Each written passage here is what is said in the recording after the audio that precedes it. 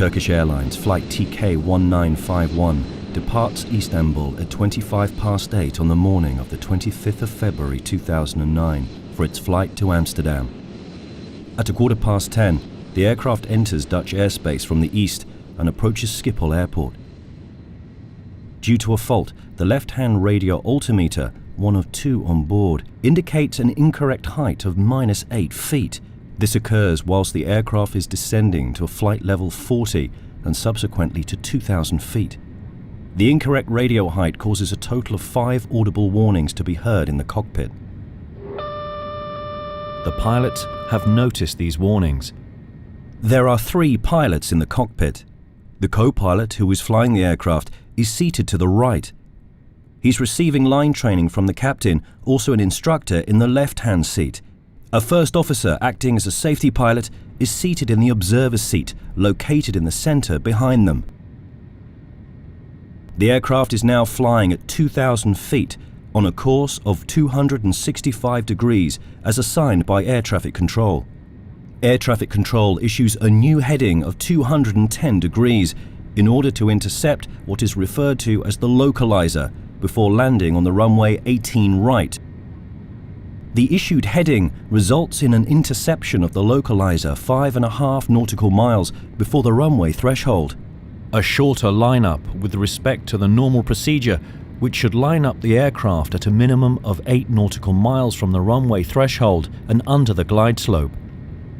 The consequence is that the final approach segment is shorter. No clearance for a further descent is issued, so the glide slope to the landing runway is now being intercepted from above. Once the aircraft intercepts the localizer, the throttles must be closed to allow the aircraft to descend to the glide slope. Due to the incorrect height measurement by the left radio altimeter, the auto throttle prematurely switches to the retard flare mode. This mode is usually activated in the final stage during the flight in order to reduce speed when above the landing runway. The immediate effect is, however, the same as if the system had functioned correctly. The throttles close. Interception of the glide slope from above masks the faulty operation of the auto throttle.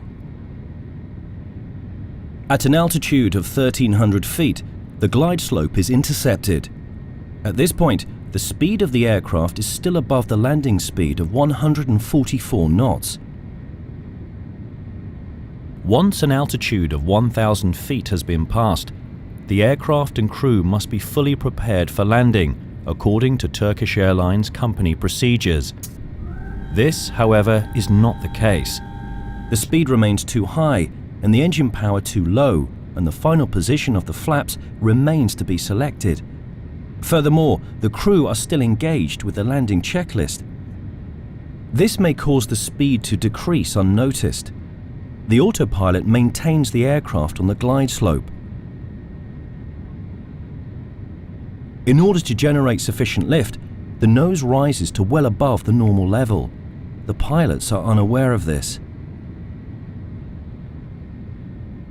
Once the speed reduced to 109 knots, the stick shaker was activated.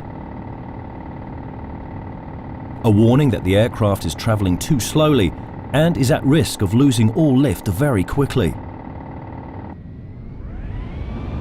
The pilots respond to this, but inadequately.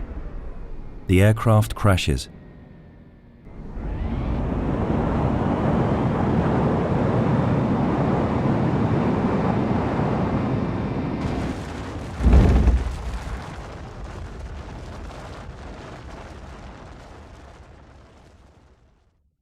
In the final seconds of the flight data recorder, it can be seen that once the stick shaker is activated, the co-pilot slides the throttles forwards and pushes the control column to lower the nose of the aircraft.